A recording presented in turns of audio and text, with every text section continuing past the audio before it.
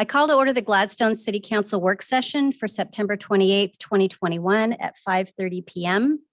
Per the Governor's Executive Order 20-16 regarding compliance with Oregon's public meeting laws, the City of Gladstone is abiding by social distancing requirements during the coronavirus pandemic. This meeting will be conducted using a hybrid model. The council will be in person at City Hall. The attendees will utilize the Zoom platform. The Zoom access instructions can be found on the meeting agenda. Members of the City Council, staff, and the public all have access to this meeting. The work session is a time for the council and staff to discuss matters openly and informally, and public comment is not a part of our agenda and is not allowed. Attendees will not be able to speak during this work session. We will not have a consent agenda, business from the audience, nor business from the council. The only items to be discussed are those listed on our agenda. Tonight, our agenda is the American Rescue Plan Act, also referred to as ARPA discussion, and the Gladstone Fire Department services. Tammy, could you please call the roll? Councillor Ripley? Councillor Alexander? Yes. Councillor Tracy? Here. Councillor Hartman? Here. Councillor Todd? Here. Councillor Garlington? Here. Mayor Stemple? Here, could everyone please stand for the Pledge of Allegiance? I pledge allegiance to the flag of the United States of America and to the republic for which it stands, one nation, under God, indivisible, with liberty and justice for all. Thank you. So the first item is the American Rescue Plan Act discussion. Staff. Hold tight. Hold tight. While you're doing that, I'm going to pass around a PowerPoint that we're going to show tonight.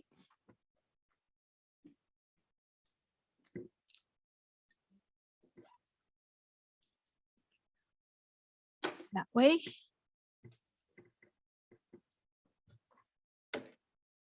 Ready? I think we printed enough. Yes.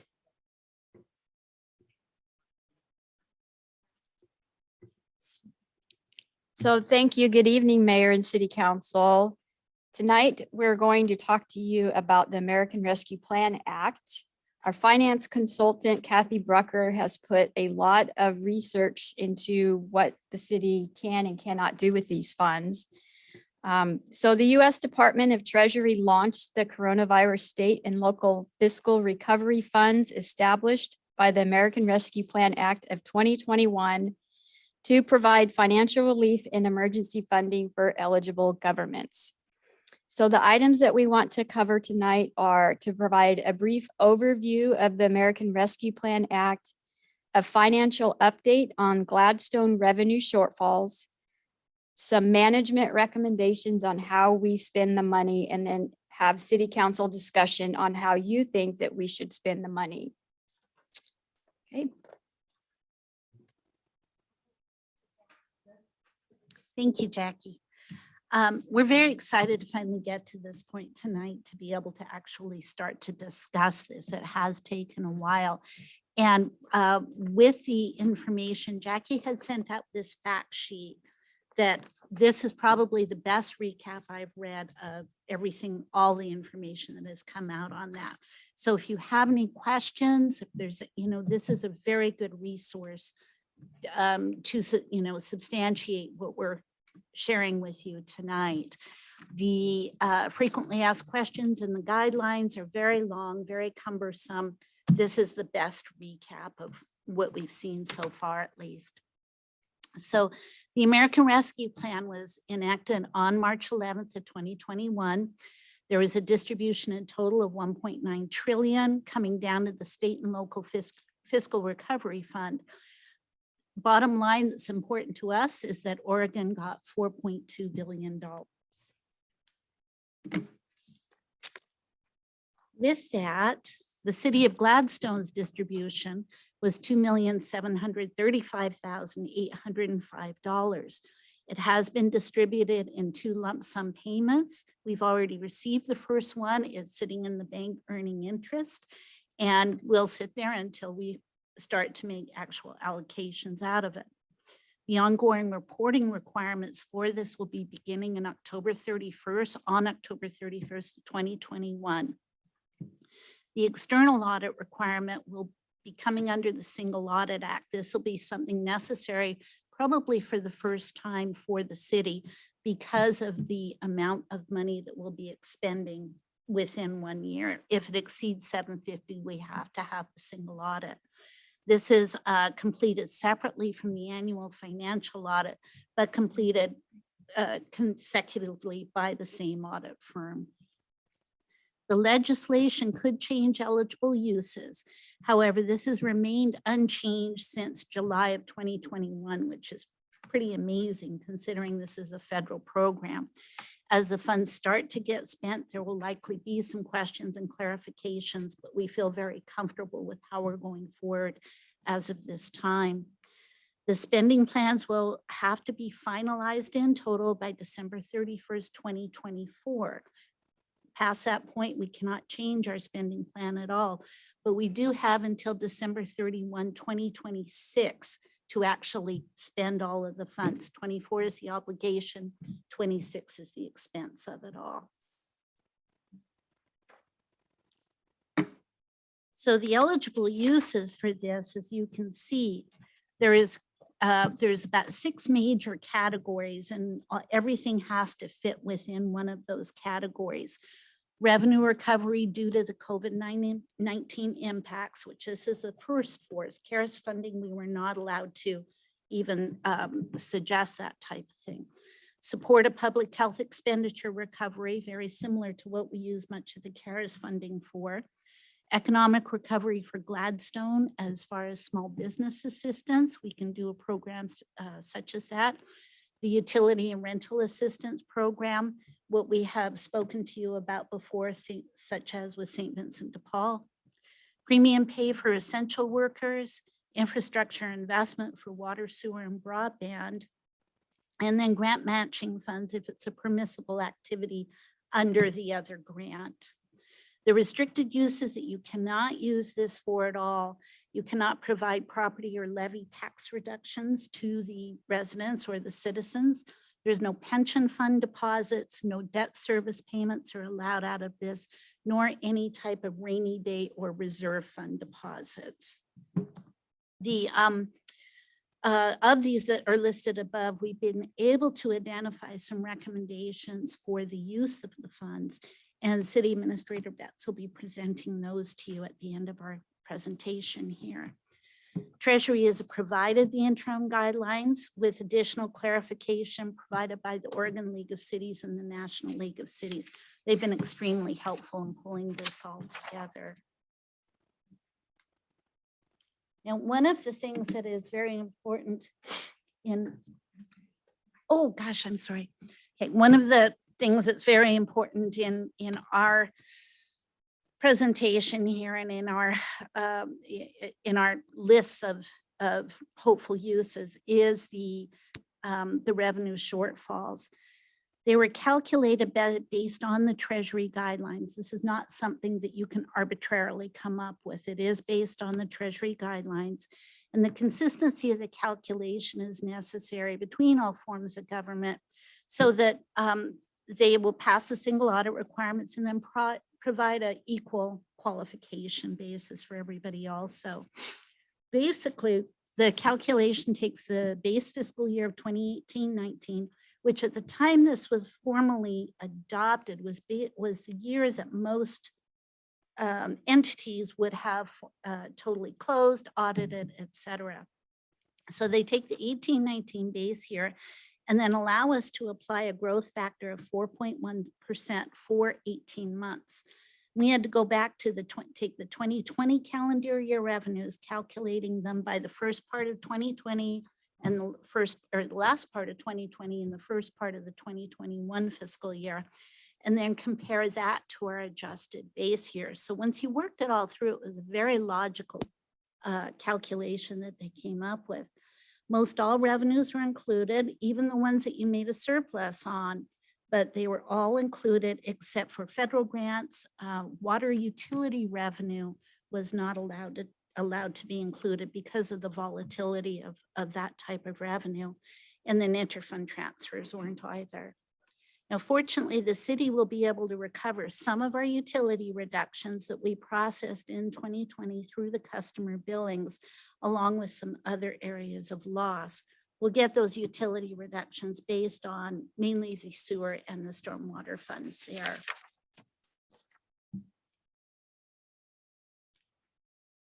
So with that, overall, go ahead of myself. No, I'm sorry. Yeah, with that overall, we have a net shortage of 653,500 on allowable revenues that we are allowed to reclaim out of our 2.7 million if the council is agreeable to that. Again, it is the good, very good thing about these types of revenues is that there are very few restrictions placed on it. Can be put into the general fund to allow getting back to pre-pandemic conditions, especially for a lot of entities where they did layoffs, things like that. It was allowed for them. Fortunately, in Gladstone, we didn't have to go through any of those types of situations, but we have had definite area of shortages that we would be able to apply this to. As we had given you a report on a while back, our major areas of the revenue shortfalls that were caused by the pandemic were all very logical as far as transient lodging, fines and forfeitures, planning application, our state shared revenues, the gas tax, and then again, some of the utility revenues. The calculation was entity-wide, so many of the revenues with increases offset the shortages. So if you added up this list, you would see it exceeded the 653,000 that I'm talking about. But it, wherever you came in over, it helped then to offset the shortages, which again was a very equitable type of distribution there. We do have the ability in the future to recalculate the revenue loss as of 12/31/21 and 22 in case there is any lagging impact and if there was any money that was available still within the grant that we wanted to put towards that. And as I was saying, it is mostly unrestricted use of these funds. So, and that was created as an administrative convenience, which with many grants, there's usually no administrative conveniences in there. So it was very nice to be able to do that up to the amount recovered. And with that, I'm going to turn it over to Jackie to continue on. Okay, so we have $2,735,805. The management team met and we went through the criteria on how the funds could be spent. We looked at our council goals to determine where our priorities are. And we also wanted to highlight that the two most important things are that the city should recover the revenue shortfalls that we're allowed to and put that amount into the general fund, which is the 653,500. We also wanted to make a statement that we believe that our Gladstone businesses deserve the relief. And so what we're proposing to do, and all of this again is up for discussion, but allocate up to $100,000 for Gladstone business relief assistance. Now, because the city of Gladstone does not have the systems in place for economic development or to administer these grants, we would partner with Clackamas County Economic Development to administer the funds, and they would go into an agreement, and those funds could only be used for Gladstone businesses, no place else in the county. If this is something the city council wants to explore, we also wouldn't just write a check for $100,000. We would probably do it at $20,000 increments so that when the first $20,000 is granted out, then we would issue another $20,000 up to $100,000. So taking care of the Gladstone businesses is very important. Then we also want to take care of the Gladstone residents. And so we felt that if we also allocated up to $100,000 for utility and housing assistance for our residents, that St. Vincent de Paul would happily contract with the city again to disperse those funds to the qualified applicants for that. That partnership worked really well during the CARES funding process, and we would recommend continuing with that. A contract again would have to come to the city council for approval. The next area, as you can see, where we believe as staff that we should focus a big amount of this is on our infrastructure. Our infrastructure is aging. We've been raising our utility rates the last 5 years to address that. Infrastructure is one of the highly recommended uses of the ARPA funds, and we believe that we should allocate 1.21 million for the infrastructure. We don't have a specific project in mind, but I'm going to have our acting public works director, Darren Canaparoli, talk to you about 2 areas of emphasis where if the council decided for us to focus on infrastructure, where we would target that. Thank you, Jackie. So a couple of areas that we're looking at is the I&I reduction project that's going on, that we have the mutual agreement order with DEQ. That's going to be a large project. It's going to be some private residences that are going to end up needing to possibly pay to have their sewers fixed and things like that. So there could be an option there that the city could work with those residents to help offset some of that cost with that. And then the other part of that is we're getting ready to enter an IGA with Oak Lodge. There's going to be some repairs that are going to need to be done in that area of town. We don't have dollar amounts for either of these yet. They're working on both the I&I project and the Oak Lodge. They're still currently working on pricing for both of those projects, but we feel that those would be 2 of the best projects to get completed since they're pretty much tied to an order for DEQ. And we would need more than the 1.21 million, but we feel that would be a good area to leverage these funds.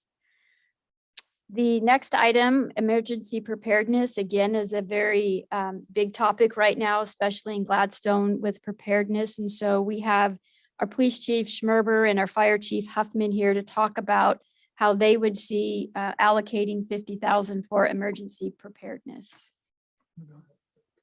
Really, when it starts out, we found a lot of our issues surrounded communication. And so one of the ideas originally was come up that I know it's been discussed is a big reader board like at the senior center where or our resource center is going to be.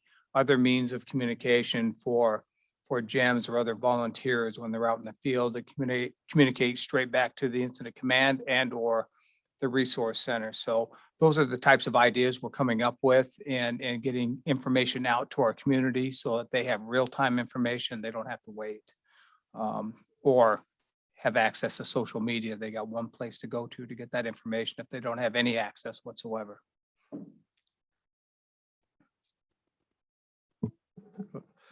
You know, unfortunately, we were fortunate to experience the last year of incidents that impacted us. One thing that we found universally is what John the chief just said, is we need information to be spread to the community for help. And so this really will not only help with the information flow, but fit right into the plan for the senior center to help coordinate our volunteer effort in the city. So, and we think that amount of money will pay for the information reader board and the computers and the radios. And then as you can see, the final item is we're saying it's okay not to spend it all right now and just to put the remainder into contingency until a time, maybe the businesses need more money, maybe the citizens need more money, maybe our revenues can be replenished more. But really, these are at least the categories that we felt we should recommend to the city council. It's up to you guys on how you'd like to spend those. And so now we'd really like to just have a discussion.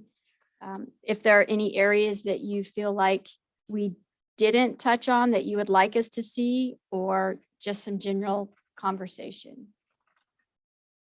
I have one question. Being that this is split between 2 different years, I'm assuming that you're not going to just split these in half and spend them in 21 and 22, that you have some priorities that would be this year? Very possibly. Okay, And it would, we could spend it all upfront if we wanted to and replenish right. other funds in the second year. We probably don't want to do it quite like that point, but yes, we can balance it out between the 2 years. Okay, thank you. Counselor Alexander, any questions?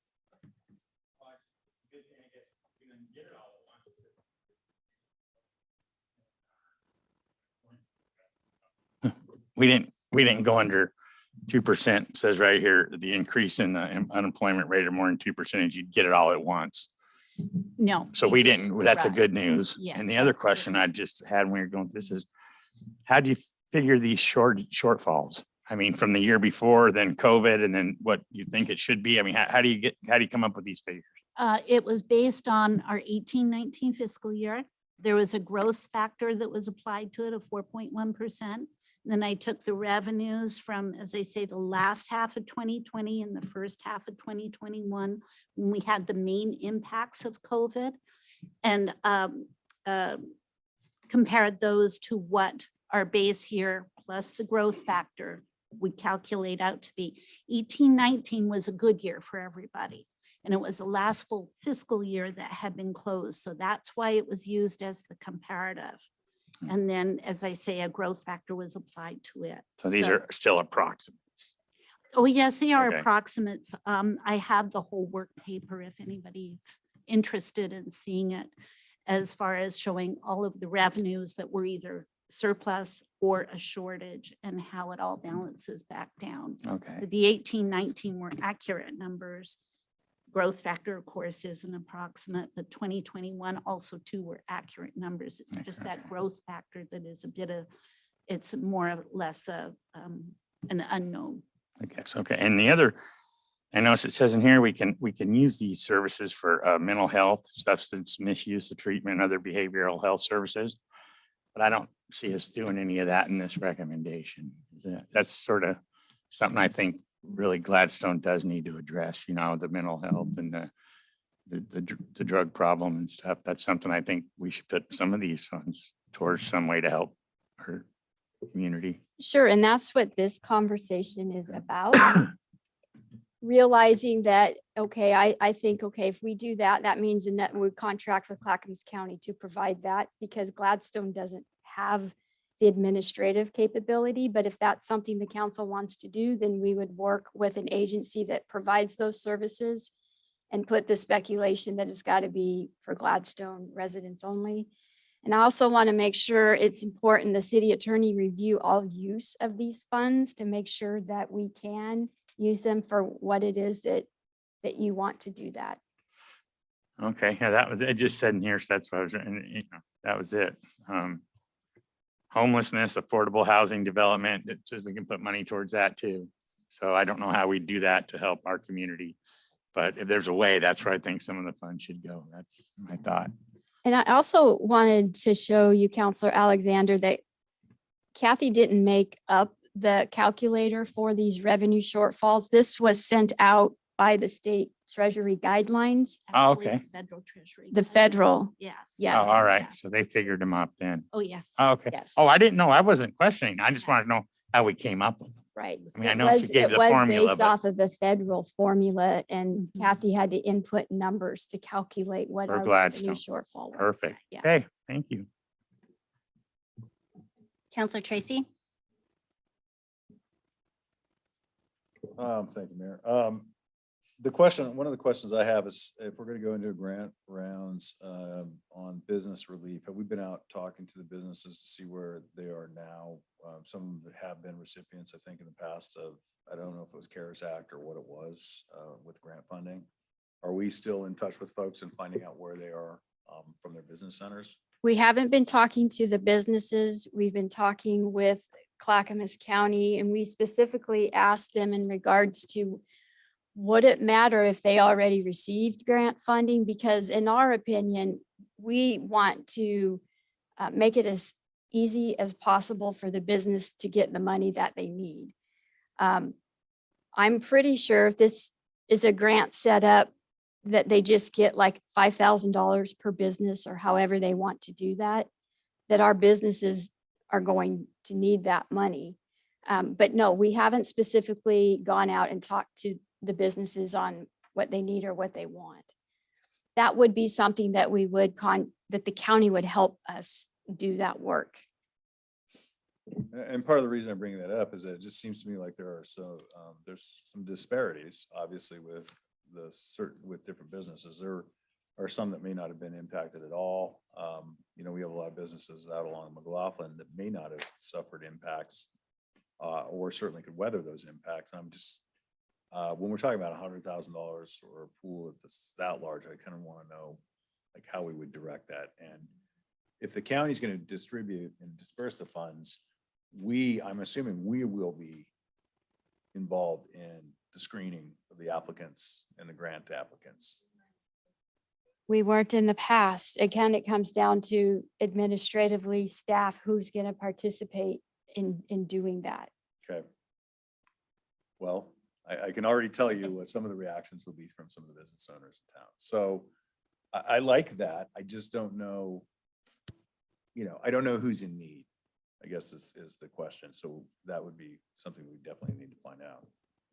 And I think that certainly can be determined. It's working in conjunction with the county, just as we did with St. Vincent de Paul. We told them exactly what our framework was.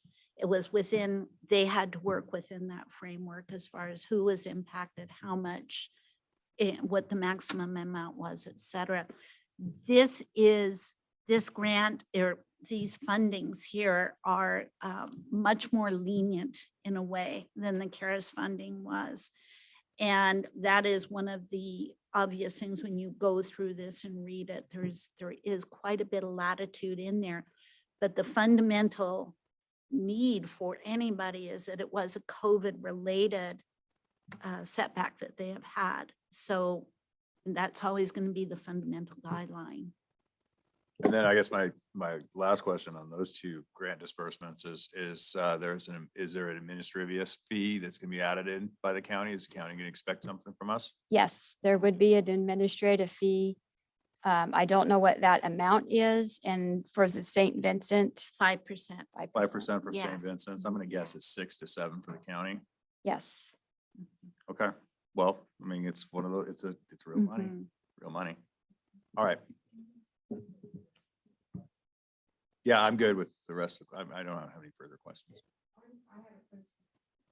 I had a question for you because I liked where you were going with that. So my question is, were you thinking like certain things that businesses could get money for, or across the board checks? What were you? Well, I mean, I think oh. to your point, it goes either way. That's why I was asking about like, what is the Right. criteria set going forward for the advancement of the grant and the disbursement, Counselor Garlington? I don't know. Oh, okay. But I see where you're going too. And I Okay. think that's kind of like, who's in need?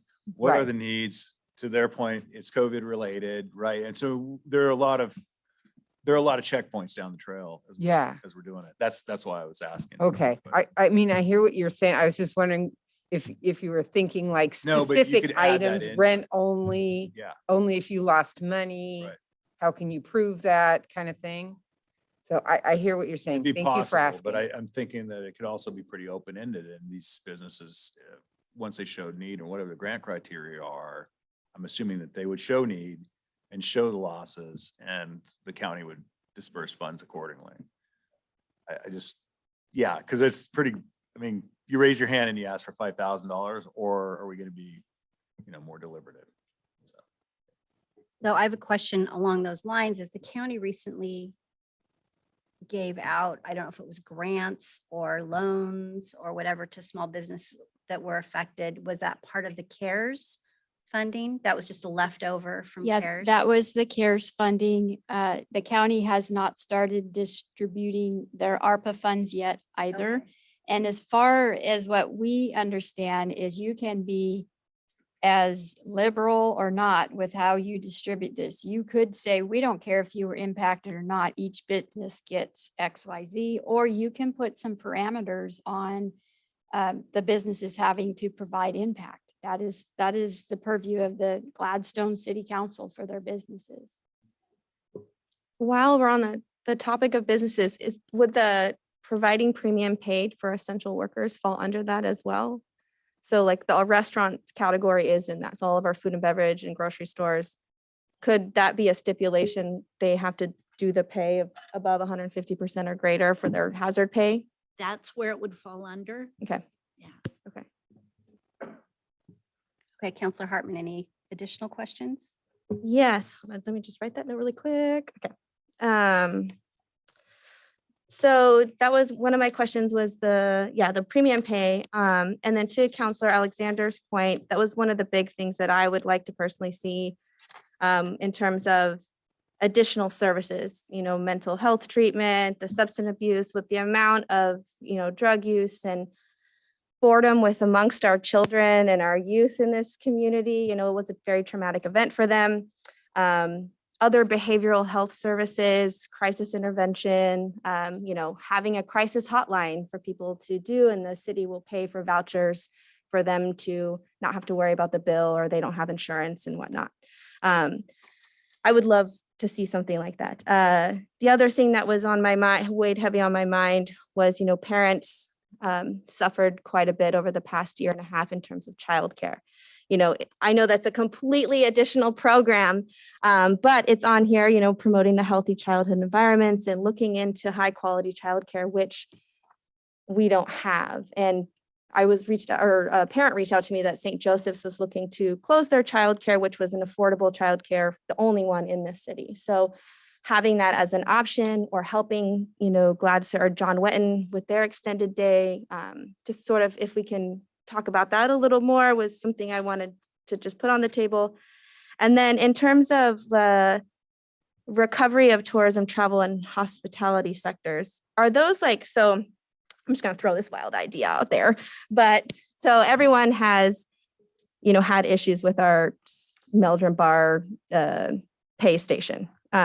Is this something we could use the funds for, to stop the pay station, fill that bucket of money with these funds, and not do the pay station until the Meldrum Bar site plan is done?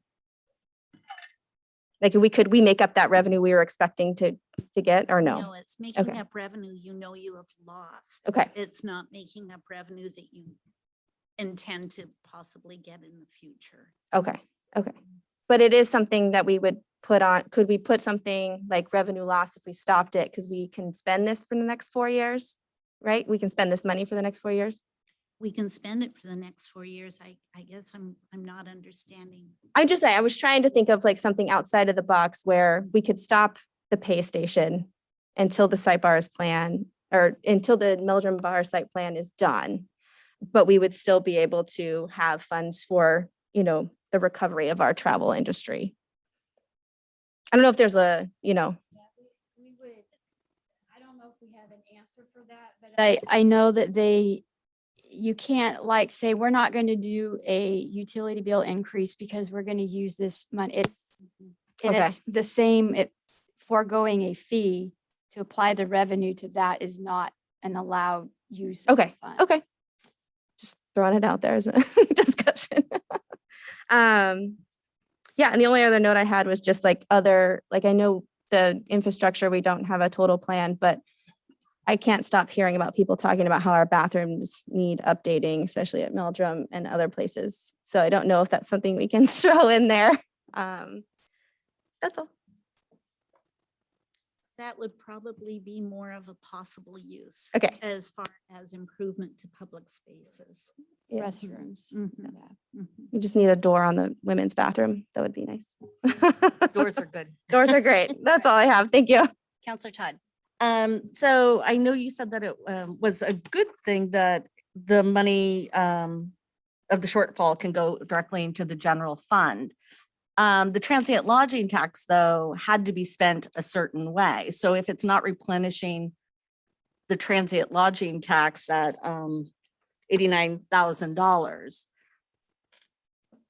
could it go directly back into transient lodging fund? Yes, with direction, there'd be no doubt we could do something like that. As far as reserve a portion of that to offset the TLT shortages and put the 70%, which, by resolution, you're Right. obligated to spend on business development. Right. or I- tourism Development. I would like Absolutely. that because then that would also have a twofold type Yes. scenario of, Yep. rebuilding some of our area. Yes. Cool. There was that. As far as the CARES, I looked into the CARES stuff quite a bit. My concern was how it was originally done was that you definitely had to show, you can just apply and get like $2,500 per, business. But if you wanted to submit your tax returns or, your schedules and all this stuff, you could apply for more.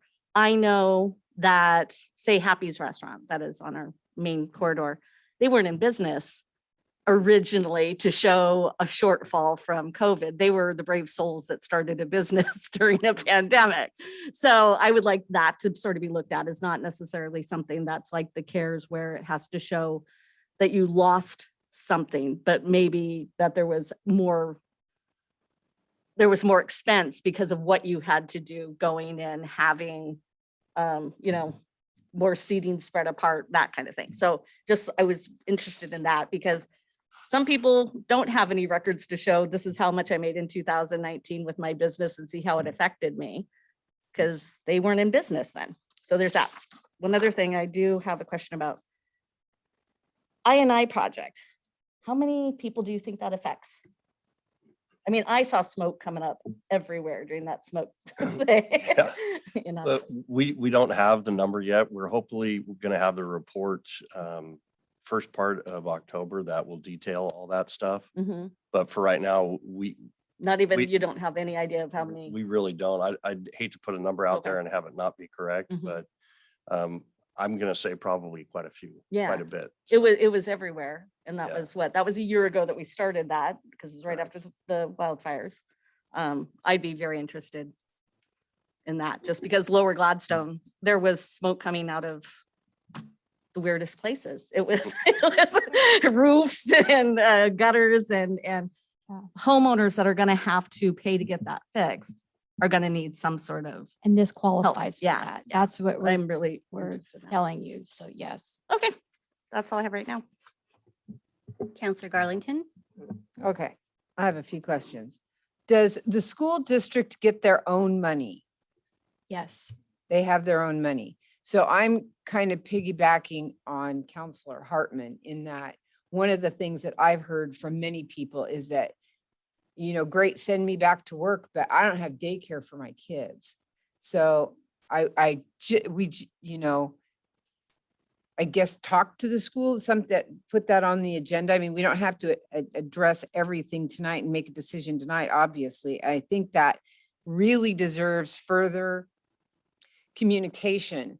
I believe that when our children are left to their own devices to run around and do whatever, we're going to lose a lot of them.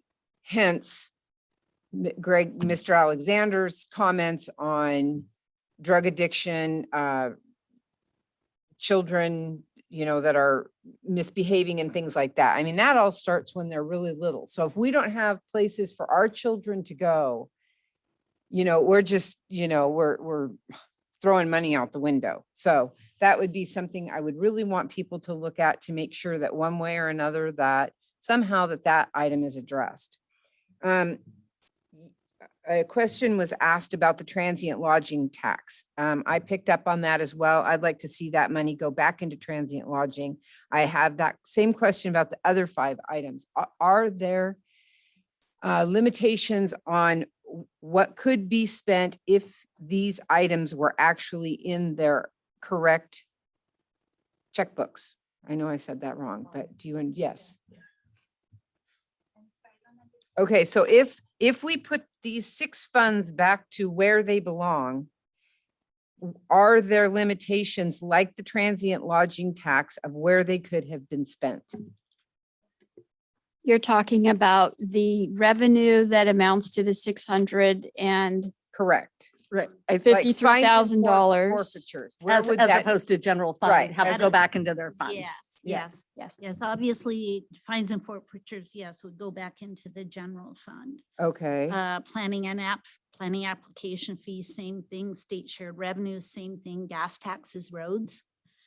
So that's where that would be replenished back to. And allowable utility revenues. There could be a portion that was put back into sewer, a portion that was put back into storm. That's where that is coming out of. We Okay. can distribute it out amongst the funds, Uh-huh. absolutely. We don't have to, but we can. just think it looks a little tidier, personally. The only other thing that I understand that sometimes I think back on when you get money, people like to see something. And I'd like for us to think of something that we could do that people see, everybody sees, whether it be a new shelter at the park, finish up the signs in the city, picnic benches somewhere, help out something, and I understand that all of this stuff is needed. I just feel like there could be something fun. And I believe that's why they allow you to use the revenues in a less restrictive purpose. These Okay. revenues that you are bringing back in, they feel you've weathered the storm. If Okay, it's necessary to go back into these funds, absolutely they can. If it is not all that necessary, then you could use it for something fun. okay. So I guess I would defer back to Public Works and say, what's something that you see, like the bathroom doors, that people that use every day? People are at the park, I don't know, something that we could see. And my other thought was, I go to the senior center meetings, and one of the things that they say is the seniors have been terribly left behind and they really want to bring them back. Well, I don't want to see the seniors have to pay for it. I want them to think that there's a party at the senior center every day for them to come back to and meet with their friends and things like that. And I don't think that would cost a lot of money, but I think maybe all the program we could think of, the senior center board has so many ideas, and of course they all cost money. So let's talk about funding that for like a year, and getting everybody back and having to pay for nothing to come back. And that kind of thing. Another fun item. So I'm sure I have more questions along the way, but I like everyone's questions and comments. All right, I have a question. It's kind of related and kind of not. There was a bond that I believe that just passed on mental health, drug addiction, crisis, wraparound services. Is that correct? Did that just get passed here the last election? I forgot what the name of the bond was, but it was for Through the wraparound- state, No, it's for the county. It's I for the region. don't recall if there was or not. No, and I keep getting emails about it. So I'll get back to you all on that. But there was a bond that just passed that's pretty significant, that it addresses just the mental health, the drug addiction, the houselessness, the crisis intervention. So there is money coming towards that. And I don't think we're set up as a city to manage any of that. It needs to be something on the county level. All right. Any other questions or ideas? Direction? It's a good first start. You feel like we've hit some good target areas. We have time on our side, but for us, we think reaching out to the business and residents is the priority. We can certainly look into services regarding behavioral mental health services assistance. We can also talk to the school district about their childcare assistance. I'm not sure, they use theirs for ventilation improvements in key areas, so I don't know if they allocated any towards the childcare.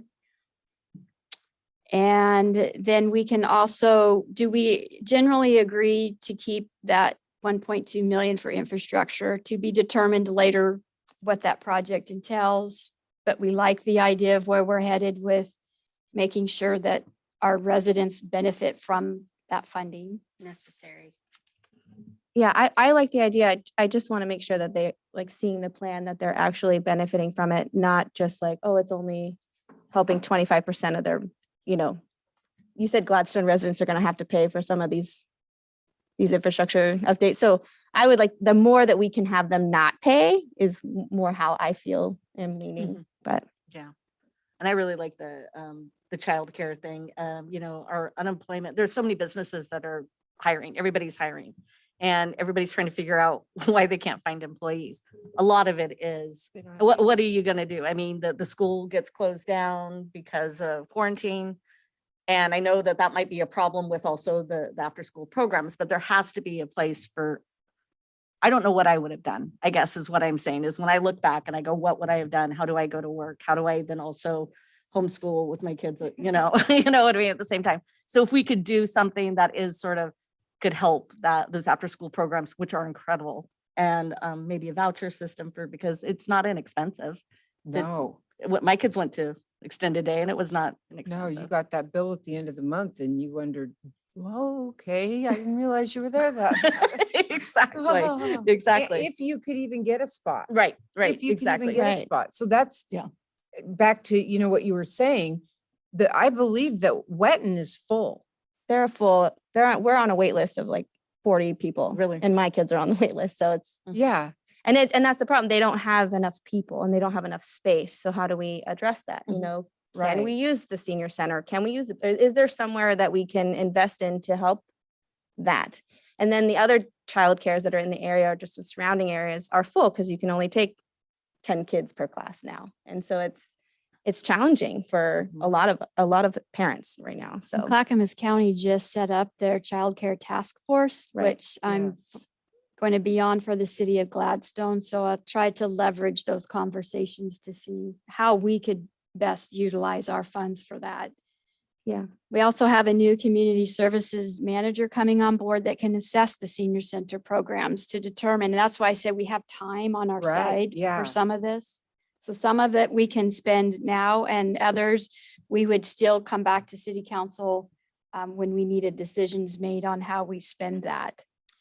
The reporting that we have to do as of October 31st, it's very well structured in the sense that we need to have an outline of how funds will be spent. But if we have course correction, we're able to do that also too. So as Jackie said, we truly do have flexibility and time in that sense. They just want to see the entities moving forward with it. So explain to us what you have to have then. You specifically, you just have to have a list of Basically, yes. And we're called a non-entitlement unit because of our size.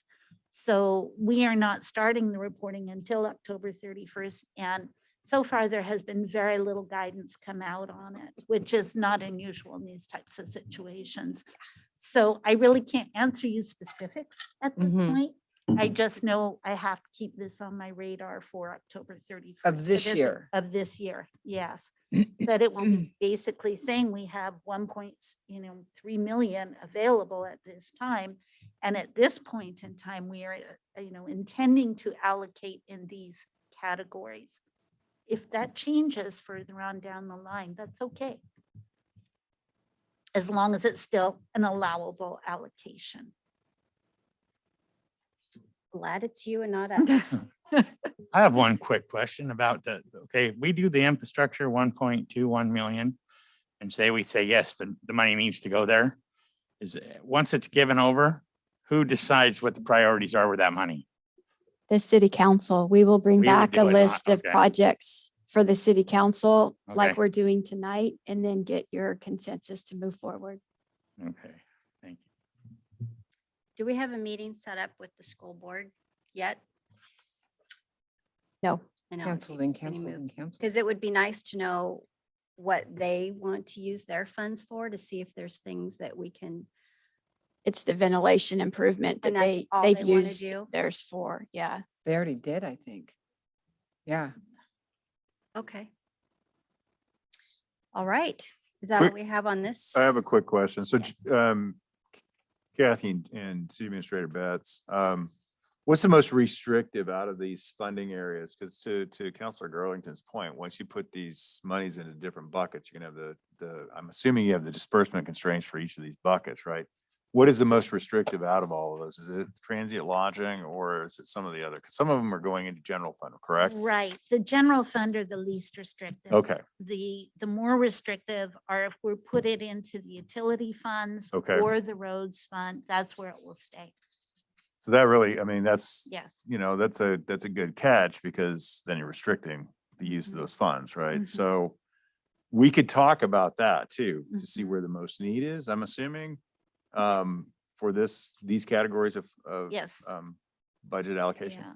And it would be the type of thing where I would suggest you put it into the general fund. And Yep. then if you have a strong desire to move it to another fund, we can do that. We can move out of general into the Okay, so we could move out of general and just say transient lodging? transient lodging in No. the general fund. Oh, it is in the general. Yes, it's a Okay. general fund Okay. revenue. I Yes. see what you're saying. Yeah. So then your constraints are basically on the budget line, on the item Yeah. line. Okay, Yeah. thank you. And if we're going to put that money back into the transient lodging tax fund, the council could even decide what fun and feely project they wanted to spend that on out of the new tourism Which would be plan. something tangible, I think, which Yes. would Right. be good. Well, Absolutely. I guess my concern is that knowing how much Jim Wynot spent just to fix, it costs a lot of money just to fix one of the over the covers at Yeah. the at Max shelters. Patterson. It was, and to build a new one is how much? 50,000. Oh, you wish. Really? Yeah. It's more You than that? wish. I would look in the ballpark of 100. Of 100,000 to build a brand new one.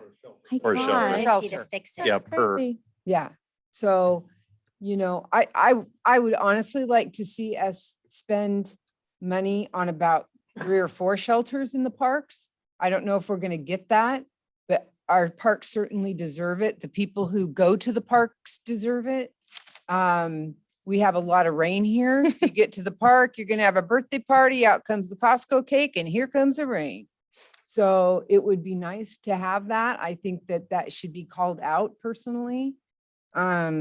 Again, I'd like to see the senior center called out for about Mindy's always $10,000. parks. It's always. I know. parks, Always. Well, the parks are our people. Why wouldn't we These care? kids need more things to climb on. The amount of time I have Yes. to tell kids to get off the bathroom roof Yeah. when I'm there, I'm like, get down. Or you go down to Meldrum, there's 2 swings and there's 20 Right. kids down there when their brothers and sisters are all playing soccer. To me, it's all about the kids anyway. So the more we can do for them, I think that we should spend more money on them. Is there really only 2 swings down there? Yeah. Or we At just- Meldrum? I am not Yes, joking. 2 swings and a metal slide. Just 2? That's it. swings? Thank you. 2 swings. Thank you. My kid probably hogged that all the time. Then too. That's what I'm thinking. Wow, I didn't realize it was 2. Quick question. And no that- timers. that just popped into my head. So, and I think it was Counselor Tracy that said, if we contract with Clackamas County for the business relief assistance, and it was a certain amount of percentage we would have to pay. I mean, would it make sense just to contract an FTE to handle that for us since it's so personal? Like like instead of letting the county handle a small cities, like it's really intimate, we're all really close with our business owners, like, would it make sense just to hire someone personally? We can look at both options. You're going to pay either way. Right. Well, I just like it stays home, Right. basically. Clackamas County Economic Development is set up already Sure. to help businesses, but we can certainly look at what it would cost to contract. It was just a for thought, Somebody yeah. to do that for us as well. Like give someone a job in addition to taking care of, I don't know. It was just a thought. Right, anything else on this? Well, I just got one more thing. I think the thing that's driving me crazy, like he just said 100,000 for a shelter. I know a lot of contractors. I guarantee it by next week, I could have someone could build this just as good a one that's down there for, But they're not That- going to be able to find the materials to do it. oh, they can find them. They can do it for half that, I'm telling you. And I don't know what's the cost. That's why people should keep in the back of their mind when we're talking about this, our money. how to cut costs and save a little money while we're doing this. stuff. Darren, are our contractors, would they have to be paid based on the Davis-Bacon Act? Yes, Right. that's. Yes, that's we what have it to is. It follow. depends on- So they won't be depends doing on it for the half the dollar price. amount of the project, yes. It's Yeah, like a- okay. And we have to use those people though. I mean, you Yes. can't Oh, go yeah, you have to outside By pay, law. you have to pay prevailing wage. Yep, to anyone. Yep. Even if someone wants to volunteer their time and build one, you Yes. can't do that, huh? no. I'm still voting for the parks and the Wow, I kids. did not know that. Well, I'll and second that vote. Gonna do that. just concluding to Counselor Hartman's statement is that consultants' work is going through the roof, helping agencies try to use their funds. Because cities aren't set up to provide these services and they've got to hire somebody to come in and help them disperse them. And that's going to be the reality for the next 2 or 3 years while local governments are trying to figure out how to spend these funds. So that's So a field to go in. I was just for gonna say, so anybody. you're saying I should have a career change. For 2 years, you get a job for 2 years, then there's nothing. All right, anything else on this subject? I would like to give my thumbs up on number 5. I know that the senior center board has talked about that board for a long time. And I think that that's a really good use of money. Communication, of course, is always key, especially for everyone who had a dead cell phone during February storm. So, yeah. So anyway, I do like that number 5. I'd like to see number 4 to be just a little bit less and do some other stuff around the city, but y'all know where I'm at with that. We know where Mindy's. Okay, just sharing it one more time. All right. Okay, thank you, That's Kathy. right. So you have enough direction from us? Yeah, thank you. Perfect. All right, the next item is Gladstone Fire Department Services. Okay, so I'm gonna have Chief Huffman come up and pretend to be Kathy Brucker.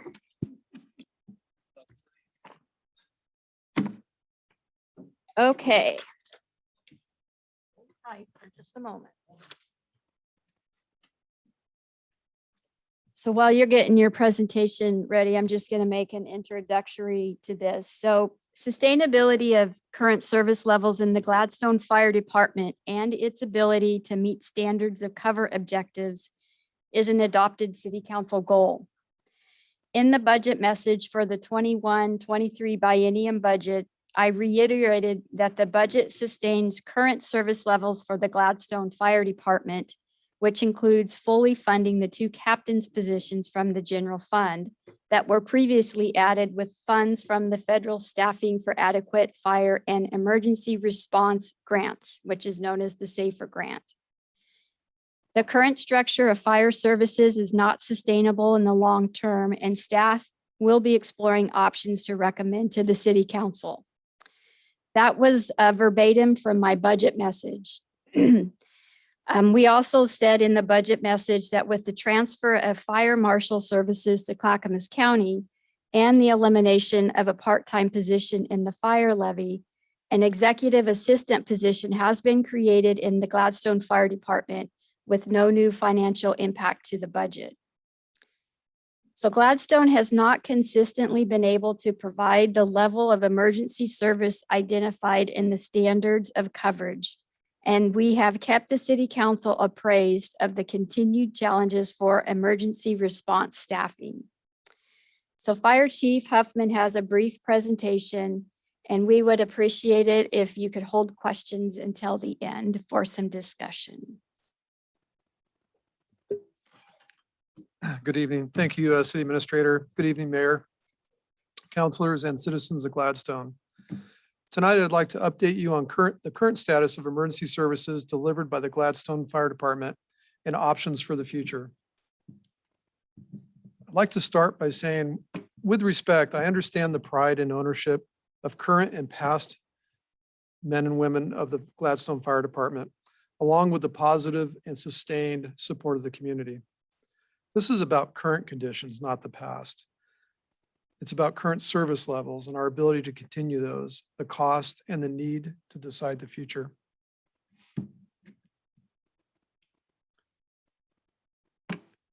Tonight, I'll report on the current ability to deliver emergency services and discuss my recommendations moving forward. Needed changes to the fire department were formally identified in the 2010 Organizational and Management Evaluation the 2017 survey update and service delivery options analysis, the 2017 community risk assessment standards of cover, and the 2018 through 2023 fire department strategic plan. These professional reports have been available for over the past 10 years. In addition, these documents and related updates have been discussed and referenced in workshops, meetings, and in my monthly reports to you. I have referenced these documents while managing the department and steering it to meet those goals and objectives. It is clear they cannot be met without cost or risk impacts moving forward. Our current service delivery was unexpectedly impacted by COVID and the pandemic. To limit exposure of the virus to the crews and potential quarantine impacts, I changed from an on-call deployment model to a staffed 3-person engine available 24/7, which resulted in improved response times. In a little more detail, that if we had a callback and everybody came into the fire station and we had a positive COVID, we could have been out of service in one day. So that led me to that change. But I'd like to describe to you and show you what a deployment model is for a volunteer on-call department. So just as an example, if a citizen had a kitchen fire in Gladstone and they called 911 and we had on-call volunteer type model, 911 would then alert individuals that were either living in the city or around the city that were on call, either at work or at home. And then they would respond to this fire station. They would wait for enough adequate personnel to get on the apparatus for that type of emergency, and then they would respond to the scene. Obviously, the difference here is when we staff 24/7 in the station, like our neighboring stations around us, we can go directly to the scene, saving multiple minutes. So that's the difference between the two standards of deployment. One is a volunteer on-call type deployment. The other is staffed in the station 24/7, and that is the urban standard, just for reference.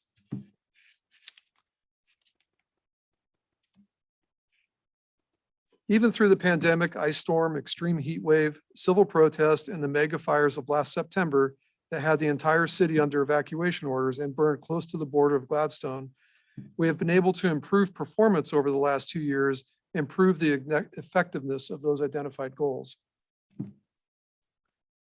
That said, maintaining an adequate on-call firefighting staffing for the last year with a 3-person fire engine that is available 24/7 has been very challenging. A 3-person engine is noted in state regulations and national standards as a minimum response crew to be on a fire apparatus. All of the previously mentioned documents support staffing the fire station 24/7 to improve response times, and community expectations are documented in support of this.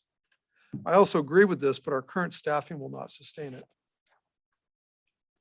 Oh, that was the wrong slide. I can get back to you on this as a missing slide, but I can summarize by saying that some of the factors we faced are the continued recruitment and retention challenges of part-time firefighters. There are multiple reasons for this, and we're not alone. This challenge is not only felt locally, but nationwide on recruitment and retention. A significant factor has been the increased recruitment standards that include psychological screening, physical strength, knowledge testing, comprehensive medical exams, drug screening, and detailed background and criminal checks.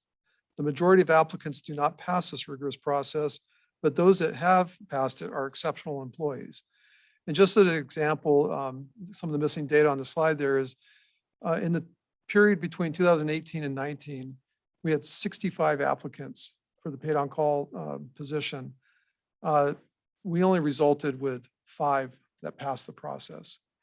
And out of those 5, one immediately, very soon afterwards, was picked up full-time at a local fire department, and another one was deployed in the military. And after his experiences, he decided not to continue. So we netted only 3 people out of 65 at a cost of over $18,000 in testing.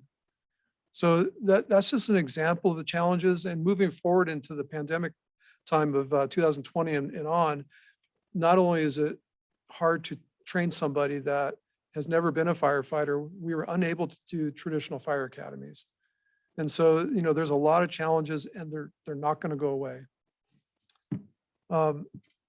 We've had success in recruitment numbers and are desperate to find qualified part-time recruits, especially within city limits. Retention is also challenging. Part-time on-call firefighters have more requirements than in past decades.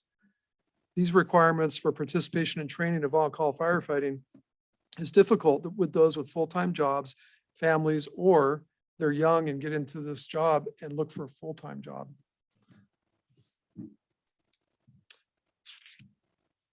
I've mentioned the 3-person fire engine, and I'd like to, for those of you who have not seen this, I'd like to show you again, and for the citizens watching, of why it takes so many people to go on a house fire. And then I'll describe why this is common for many things. Can you go ahead and roll the video? Yep. Most 911 calls for a house fire have 15 or more firefighters dispatched. Water rescues, vehicle crashes, heart attacks, breathing problems, and other critical emergencies all require a significant number of emergency responders.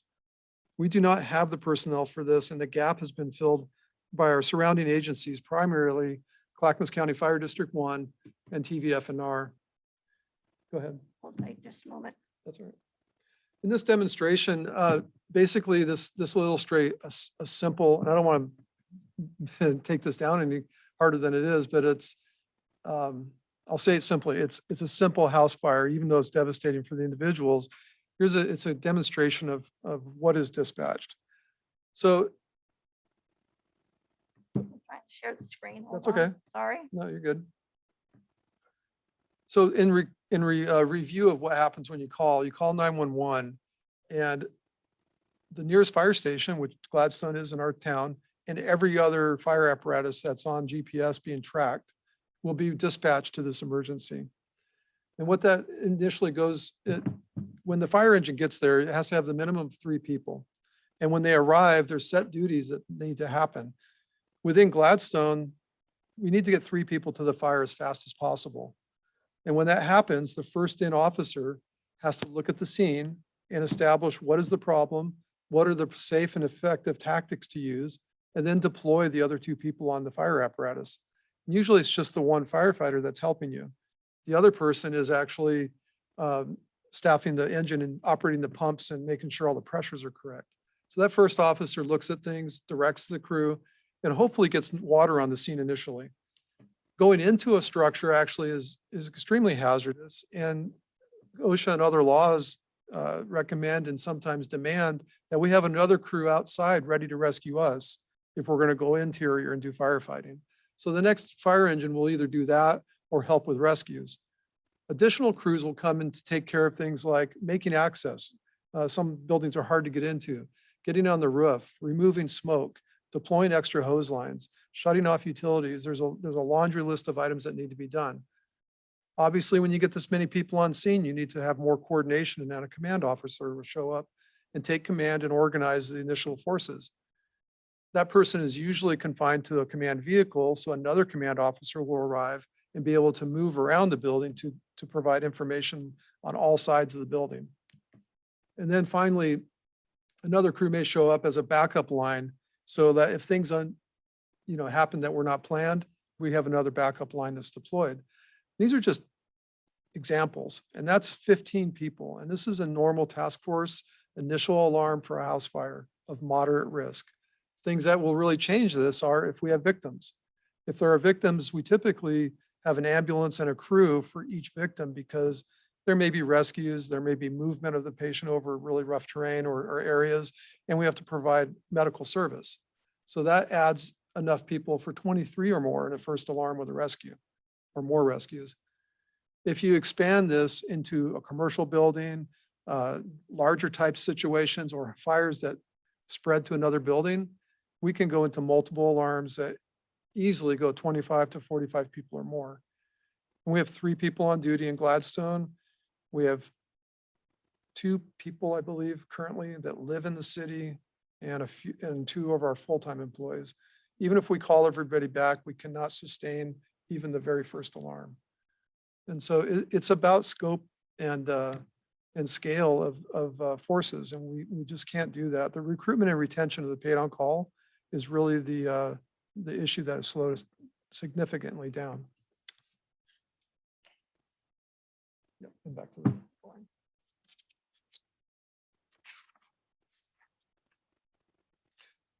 I'll just catch up here. We currently do not have enough personnel to sustain a staffing level for a 3-person fire engine 24/7 due to the limited number of available on-call firefighters.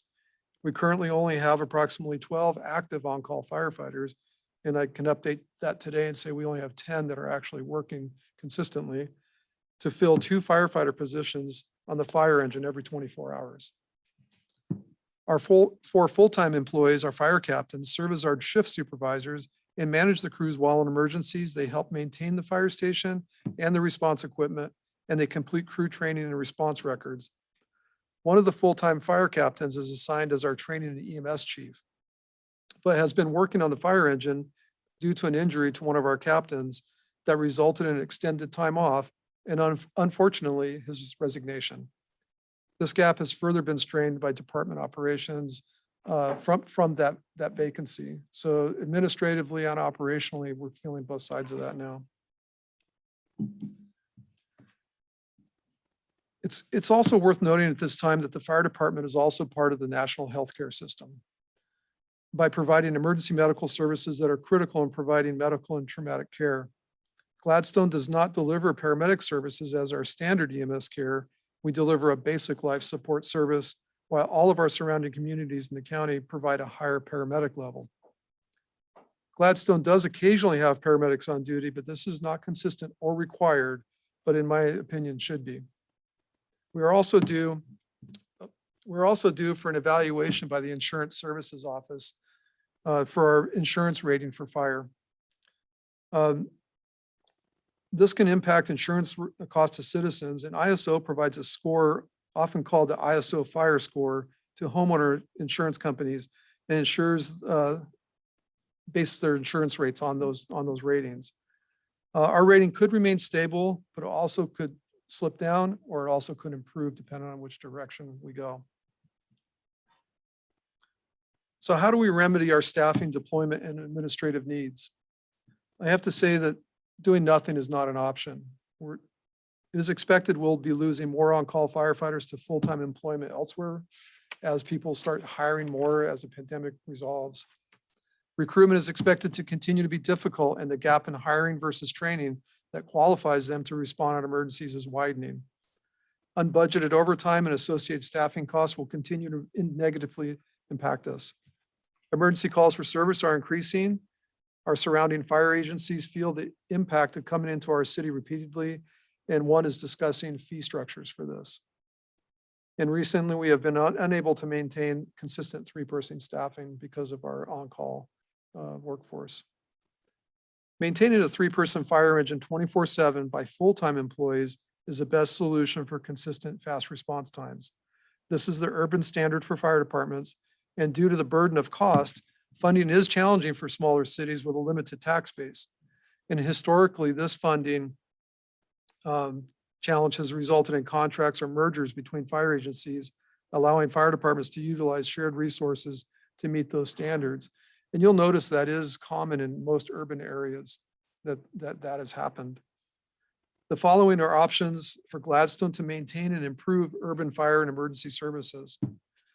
Option A, is to hire 2 firefighters for each shift for a total of 6 FTEs.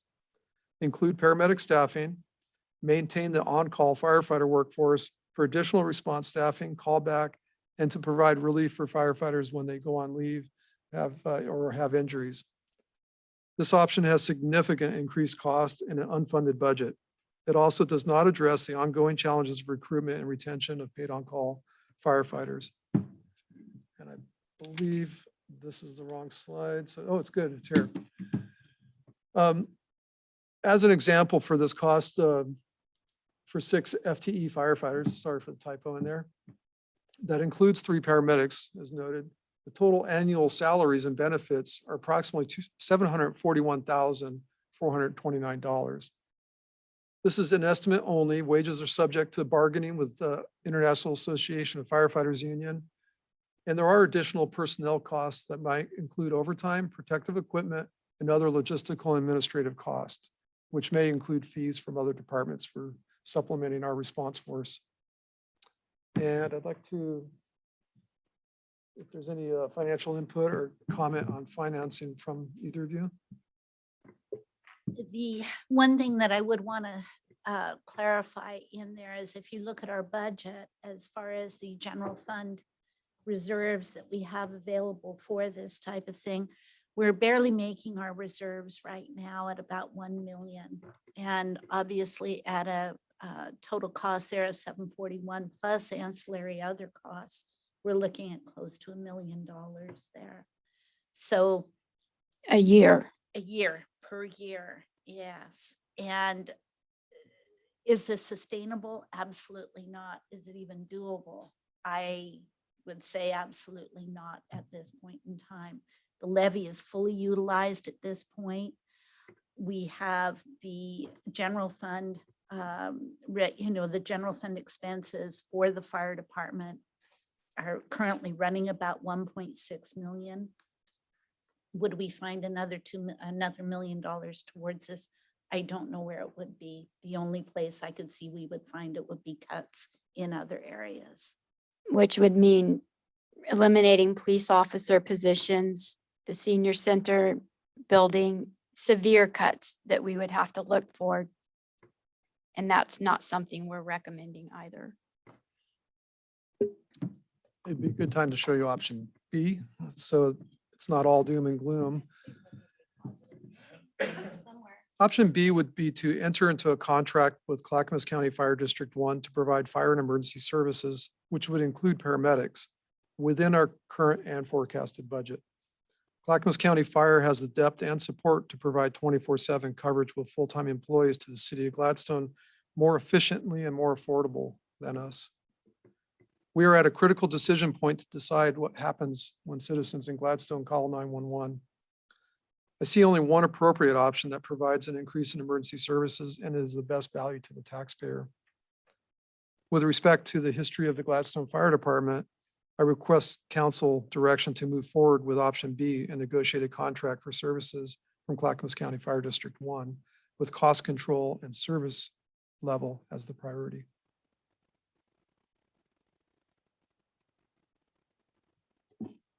All right. Counselor Alexander. I met with someone today that she had a great question. I couldn't answer it. We were getting along just fine with a volunteer fire department. Then we switched to this move where people are getting paid and so forth. You'd say there's three. Well, the three get on the house call or whatever. Why can we not have volunteers? You don't train them. They're already trained. They're close. They live in the community. It saves money. You retain them a lot better than these people that get some training and leave. Why can't we do a half and half? Go back to say 6 or 10 people want to volunteer when a fire comes. You got your regular staff that head out to it, and then you've got some volunteers that show up and take up those other spaces like you said you needed. That's a common question, Counselor. Thank you. And actually, there's no discernible difference between the standards of any firefighter. So whether you're volunteer, paid on call part-time, or full-time employee, the entrance requirements are the same. And part of that entrance and training requirements. So that is the challenge, is many people cannot commit to that level. First of all, you got to pass the entry requirements. And I gave you an example of what happened in the past couple of years, and that is not expected to change. And then if you look at our demographics, that's the other side of this. To usually do this job, you have to be younger and fit, and it doesn't matter as far as age goes particularly, but the fitness and the passing of the requirements to get in and then maintain those requirements, and they don't stop. You don't just train and then come in and you're good to go. There's ongoing training, and then we need people qualified to drive the fire apparatus. That can take a year longer after they're done with their initial training. That can take years. That commitment has been dwindling across the nation, more so in urban areas because we have one of the busier fire stations in the Clackamas area. So it's really the issue. Everything I described is documented in the past 10 years that this is happening and it needs to be addressed. So I hope that's an adequate answer, that the time commitment, entry requirements, and ongoing commitment, many people can't commit to now. And a lot of people have double income issues and they just can't do that. So when did this all change? I mean, I'm just trying to answer the question I was asked. So when did this all change? all these things you're saying have to happen right now, didn't have to happen when it was a volunteer fire department 10 years ago. I mean, when did they say you have to do this now, you have to do that now, you have to do this now? We would have had to do it back then, right? But we didn't, and we still got fires put out, right? I mean, I still see where you're going. It's still a valid point is that this has been documented for 10 years that they know that it was starting to develop. What happened before that is over the past decades, and especially since 9/11, like I talked about in our previous workshop, is that the requirements expanded. And especially in the 90s in the Portland metro area, in the 60s, pretty much nationwide, we started taking on medical calls. And the medical training and efforts that people have to commit to are part of the issue. And after 9/11, there was a lot of other responsibilities that we were given. And so it's almost an exponential change in our training over the last 50 years. So that's it. And I have to speak to the entry requirements. I can ask everybody here, but I kind of know the answer is, who do you want to come into your house when you're in your most dire situation? We want somebody that's been vetted, psychologically tested, screened, background checked, and adequately trained to go to these emergencies. And that's what we're doing. And that is the current urban standard, whether it's volunteer or time. We've been doing that, and it's not sustainable. Counselor Tracy? I'm going to listen to, if it's all right, Mayor, I'm going to listen to everybody else's questions and comments, but thank you, Chief, for the presentation. I have some questions, but I want to listen to the other counselors first. Counselor Hartman? You had mentioned that you made this decision because of COVID. Is this not a COVID impact where we can use some of these ARPA funds to fill some of the staffing issues since we made this decision because of COVID? Well, I'll answer it two ways. One, it was COVID that made me go a little sooner to that. The direction in all these documents all clearly stated faster response times, crew quarters in the station, and it just kind of bumped up the timeline. Funding has helped us with COVID over the past year, but obviously the outcome has not changed. And so any use of the funds would be a Band-Aid that won't fix the problem. Okay. And I'll defer to, Yeah, I think Kathy can answer the other part. Basically, what it comes down to, it's not a sustainable source of funding. So even if we threw every dime we had of the ARPA money towards it, sooner or later, that is going to run out. Right. How do you replace it then to continue to provide that same level of service? Got it. Okay. And then option B, if we went into contract with Clackamas County, what does that mean? You know, like, can you elaborate a little more for the residents watching? And does that save us? How much money does that save us? You know, would we still keep the fire station here? Would you still be here? Like, how does all that work? Well, before you talk about that, I want to preface that all we're looking for is direction to have a conversation with mhm. Clackamas County Fire. There will be multiple other public work sessions where we Got can it. go into detail of that. Okay. So I just wanted to make that clear. This is not a final decision that's being made tonight. Sure. Yeah, and that's fine. I think those are the questions that I hear the most about that. Like, you know, I understand the connection that the community has to the fire station and just talking through that. But if it's something we don't need to talk about right now, that's fine. I do think it's a good point, and there's a lot of concerns and a lot of topics. Many of them have cost implications. Many are the cultural change in what people might think the fire service is to the community. I can tell you with confidence that all these things will be discussed and resolved if we move forward just in discussions and have an interagency committee and more sessions with you. Mhm. So yes, I'm confident all those concerns can be answered. Okay. And the last question, on average, how many times do you think we need to reach out for help on calls, like for that we ourselves cannot handle? It happens almost daily, and it's actually a fairly complex question when we talk about paramedic level versus not. Sure. The way dispatch systems work. If it's a critical call, they want to send the closest unit with a paramedic. That's usually not us, Got so they it. send somebody else. And that also includes the ambulance. And like I said, it's a little complex and when you Yeah, talk about the call type, but in general, they come to us twice as much as we go to them okay. as far as, so it's not mutual aid. Mutual aid, well, and Yeah. that's the common term is we do help each other. And last September was an example of everybody helping everybody. Is Yeah. that we do need that because of my house fire example here. Almost no fire department can handle big emergencies. And September was a great example of Yeah. that. But, daily, it's about 2 to 1. Okay. And there's many times that we have incidents and then we have another one either at the same time or Right. within a minute after. And we don't have the forces to go to that. And that calls in our outside agencies. It Okay. happens quite a bit. Okay. Thank you. Counselor Todd?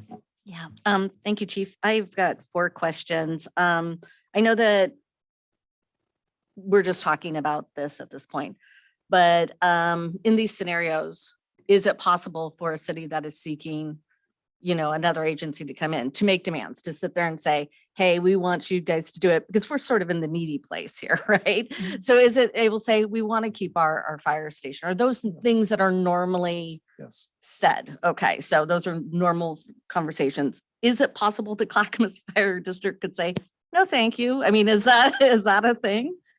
It is a thing, but not with Clackamas. Okay. So I've actually reached out to other agencies to talk about these issues and how to resolve them. And other agencies that are not close to us Mhm. really would see no benefit to that. And we'd probably get that answer. I think a lot of them would offer to help at a cost, but I don't think it would be practical. We are completely surrounded on land by Clackamas Fire District. Mhm. So it's really the only practical and functional choice. And to your first question, we have built a relationship over the years, and especially since I've been here with our neighboring agencies, and especially Clackamas, that is very cooperative and very understanding. And to Councilor Hartman's point, I think we would definitely get all those questions answered. Okay. We have a levy, right? That was voted on. What happens in a scenario like that, as far as if we were to change to a different agency? That is a very good question Okay. and something we would have to investigate as far as the levy. It is part of our funding Uh-huh. and will remain part of our funding. It would still belong to the city of Gladstone. Okay. At a certain point, depending on, if we continue, have a long-term contract, that would have to be a discussion point within there. And needless to say, when the levy does expire, which of course, police and fire expire at the same time in a couple more years, we would be going out to ask for renewal of the levy, more or less in the same sense that we do now. So it wouldn't have there wouldn't be any problem per se if it wasn't Gladstone Fire that the levy funds were It would going to. depend upon the contract structure. Okay. Oh, okay. Okay. Yes. Yeah, Okay. and we're not talking about a merger, which is Mhm. completely different. We're talking like contracting for services. Correct. And all of those points that you mentioned are negotiable in regards to, we want to keep the Gladstone Fire Department, and all of those are negotiated into a contract that the city council would ultimately be approving. Okay. Yeah, I mean, we've done the administration offices and we're, doing the repairs, voted on that. So that's why I'm sort of looking at the improvements and the money that's already been invested, and the thought of that is just one side of why I don't think that would be popular. So have turnout times changed recently? Turnout times compared to an on-call deployment model have drastically changed. Just even in the last couple of weeks. I mean, I'm just trying to wonder why, and that I'm not being like, like you get a notification on Pulse Point for something. And then I live by the fire station and I wait to see how long it goes out. Mhm. I've noticed that the times seem to be longer, and I just was wondering, are we seeing that? I have not seen that data, but I can Okay. look into that. Okay, Yeah, yeah. just, it's a concern of something I had noticed just offhand before this, so, okay, thank you. Counselor Garlington? So I just want to say that I do miss the 4th of July hot dog feast. But I I'll be honest, it would be wrong of me as an elected official not, or to say, don't do this. Because I think that it's our responsibility to make sure that whatever it is we have to do to make sure that our services to our people are the best that they can be is what we have to do. So I'm gonna be sad, but I'm gonna say, yes, I think that's something that we need to do. So I have a question. What did Sandy do? Because did they merge or were they taken over by Clackamas Fire? They did enter in a cooperative agreement, which I do not know the Okay. details of, but they So are it's- paying for some joint operations in the Sandy area. Okay. And then Estacada went sideways, so I'm not quite sure they're still their own entity. They are. I think the best thing to be said of what happened in Estacada was that September kind of put everybody under a strain, and there was some emotional responses that were acted on. And they do have their own fire department now, and it's at a great cost. And they're experiencing the challenges of starting up a fire department again. So I've talked to their board members and their lessons learned there. But it's another reason we're talking now. We want to do this before it's a disaster, before it's emotional, and talk about it rationally and enter into some discussions with Clackamas. Hopefully that would answer all your questions and help you feel better about the service level and the community impact that we can have. But most of the municipalities in Clackamas County are somehow working with Clackamas Fire. Hoodland is its own, Midland is its own. but that's kind of a unique Mhm. station off in the woods there. It's a good point. I think the city administrator could talk to this maybe a little better, but many areas have ended up either contracting, consolidating, or becoming a district or a regional fire authority for these exact reasons. For service delivery, cost, and efficiency across the board. And back to that house fire example, it's hard to do everything by yourself and very expensive. There are agencies around us that are fairly small, like Lake Oswego, that have a good tax base. Mhm. And many people have done this years ago and established those funds and practices. So I'm not sure if, And I will just add that Gladstone is unique in that we are landlocked and we do not have the ability to grow our tax base. So all that we get is the assessed revenue here.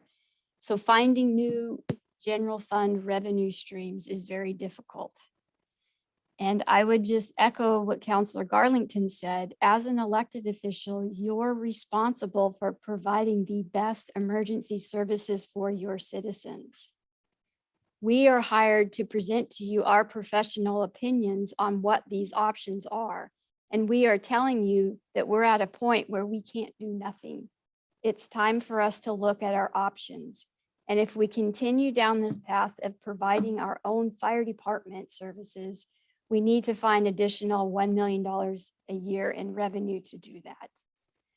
We think that having conversations with Clackamas County Fire is the best option for the residents of Gladstone.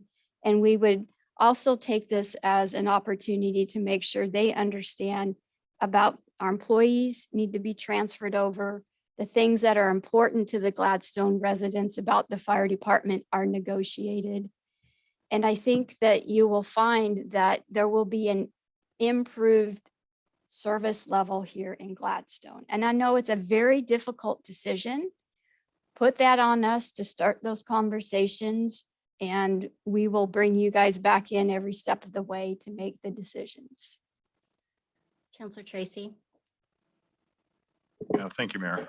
So Chief, it's going to occur to me that if you're experiencing these recruiting challenges, I know that a bigger organization probably has a bigger recruiting pipeline, more people to manage it, what have you. But is Clackamas County seeing the same challenges with regards to recruitment and retention? that's actually an odd question because of the pandemic. But I'll put it into a different perspective.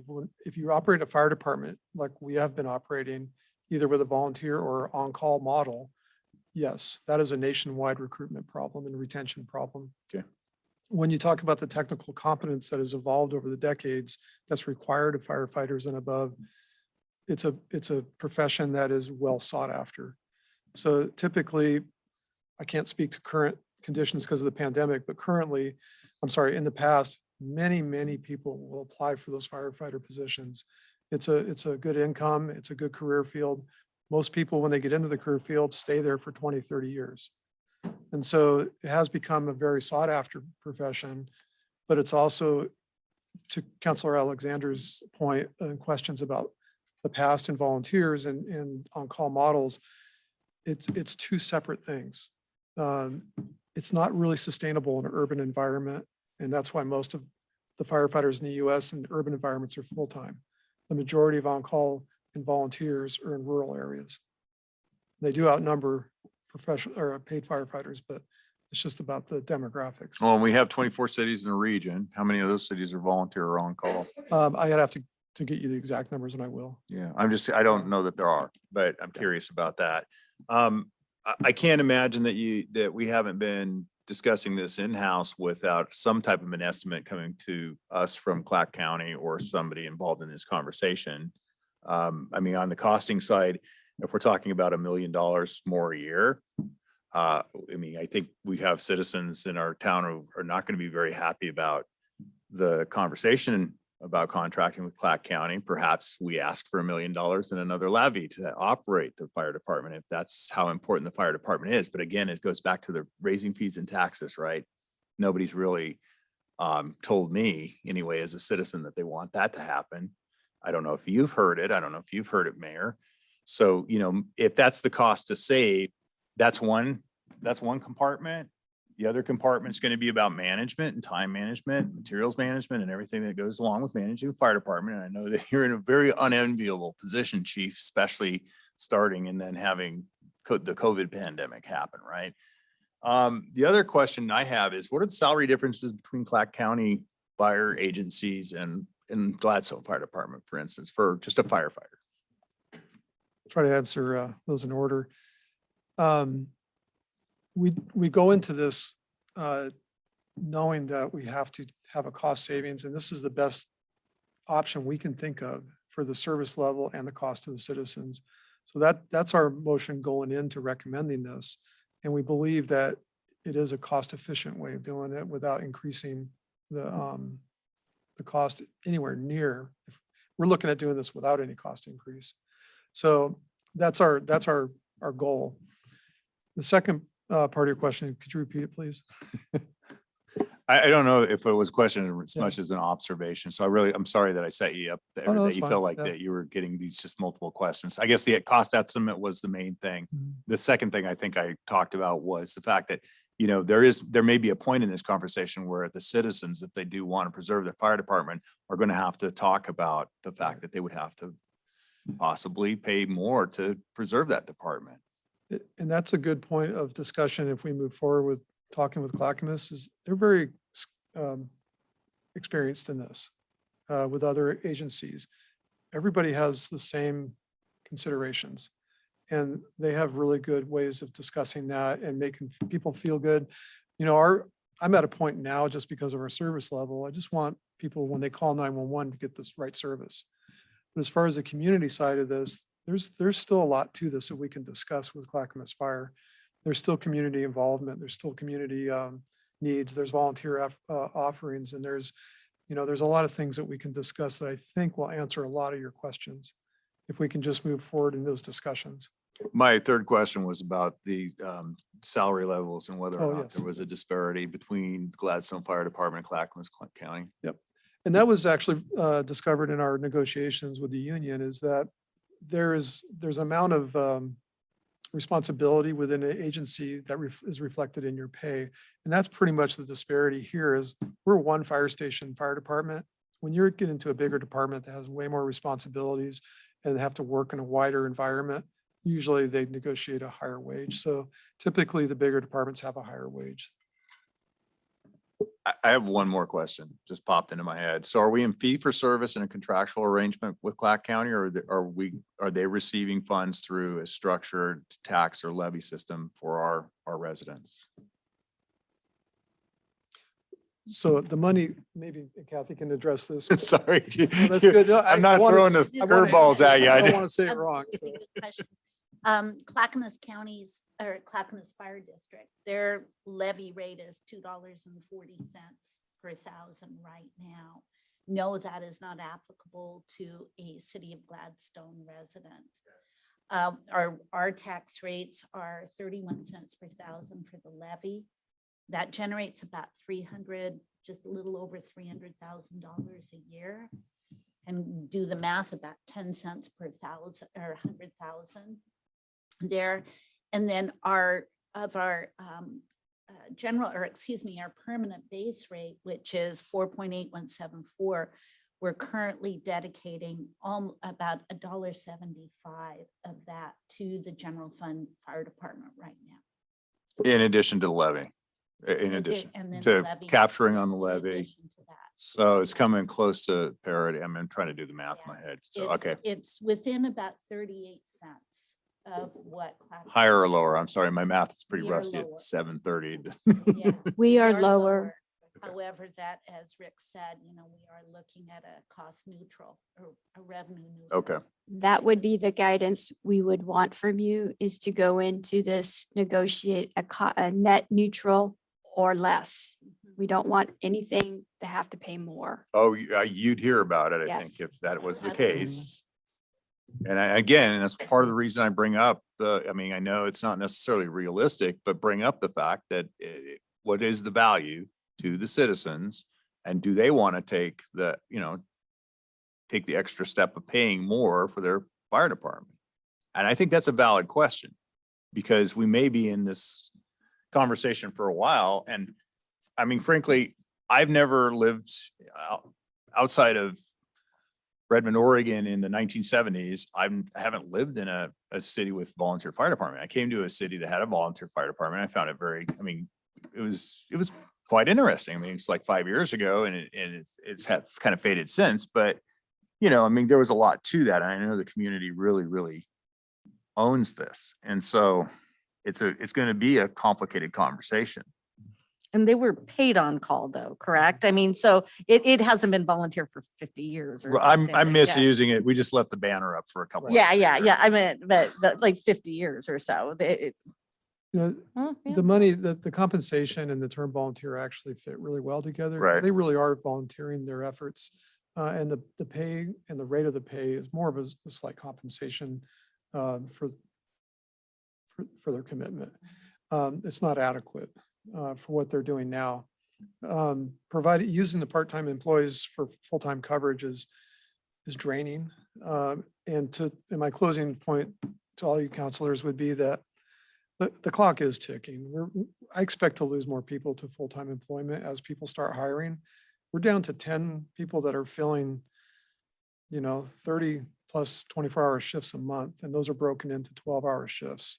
So if you do the math, we're going to wear them out really soon. And I can tell you they're really happy about that. They love doing the job, but it's not sustainable in the long run, because the ones that really love it are going to get hired. And so we are at a critical point of how do we solve this problem? I think moving forward with this is the right step. Yeah, we're burning through our reserves and overtime. We're being honest, we're at a critical point where we need to start having conversations to find a solution to this. The city administrator mentioned that I reorganized, and we're looking for a executive assistant. We're holding on that because of overtime. And because of the on-the-job injury and the shifting of my EMS chief and training chief to the line to cover responses, we're actually starting to get in a hole of administrative support of the department. So it's not just on the response side, it's on the management side also. So we're feeling the strain on all ends. Didn't we just lose 2 firefighters to full-time positions? Correct, they're in transition, They're going to the beach. correct. So the people that, and tell me if this is getting too far into the weeds, the people that we have that are full-time versus the people that we have that are on call, would the people that are on call be part of this transition? Or is that getting too far into the weeds? It's in the weeds, but it's a good Oh, question. Because, yeah, Because it's part of the the community support of this. Yeah. So first off, we've had really difficult times filling these roles with anybody in the city. In Okay. years before my time here, they dropped the borders and tried to get people beyond the city borders. And we pretty much dropped borders. If they can come and fill a shift be on time, then we're using people. So there's that part of the community side of it. The other side of your question is what happens to them. And that's also negotiable in these discussions.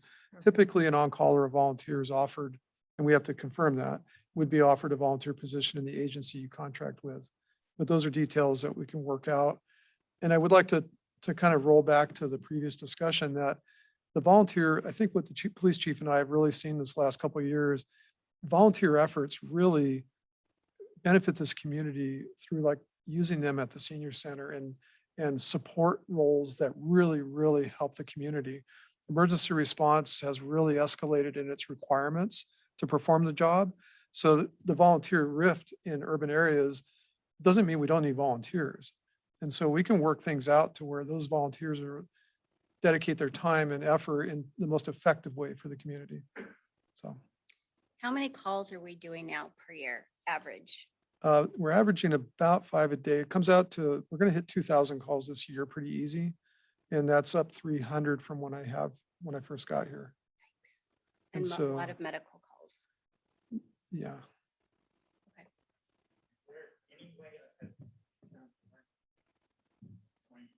Anyway, in negotiations that Gladstone loses their building, fire department. I'll think, yeah.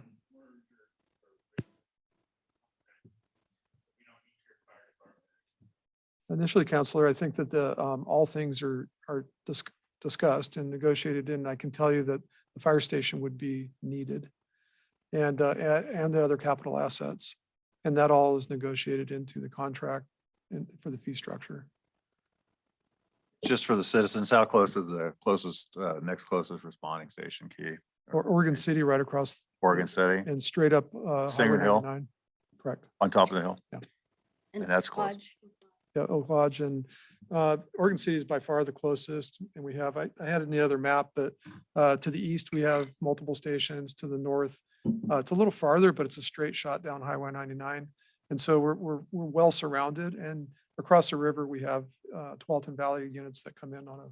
But to reiterate to Counselor Alexander, this central location would be needed to provide the Correct. service that we're Yes. at least currently. All right, so what do you need from us? We need a consensus from the city council to move forward, having conversations with Clackamas County Fire District Number 1 regarding providing fire services for Gladstone. Counselor Alexander? Counselor Tracy? Oh, go ahead, say it again. Okay, yeah, yeah. I say, yes, we need to have this discussion. Counselor Tracy? I agree with the discussion. I think we have to have a discussion as well and stay in tune with the discussion being had outside of our venue. Counselor Hartman? I agree. We should move forward with the discussion and making sure we have, community engagement and involving them and making sure that they feel heard. Counselor Todd? Yes, I agree that we need to have this discussion. I agree with Counselor Garlington. It's what we're here to do, and we're here to also maintain the budget. So those are important reasons to have this discussion. Counselor Garlington? Yes, I would say let's move forward with the discussion. All right, you have your marching orders. Thank you very much. Thank you. All right, well, that's all that we have for tonight. Would someone like to make a motion to adjourn? Do So moved. I have a second? Motion was made by Counselor Tracy, seconded by Counselor Alexander. To adjourn, any further discussion? I don't see any. It's so weird having people here instead of looking. Could you do a roll call, please? Counselor Alexander. Counselor Tracy. Aye. Counselor Hartman. Aye. Counselor Todd. Yes. Counselor Garlington. Yes. Mayor Stemple. Yes, meeting adjourned at 7:20. Thank you.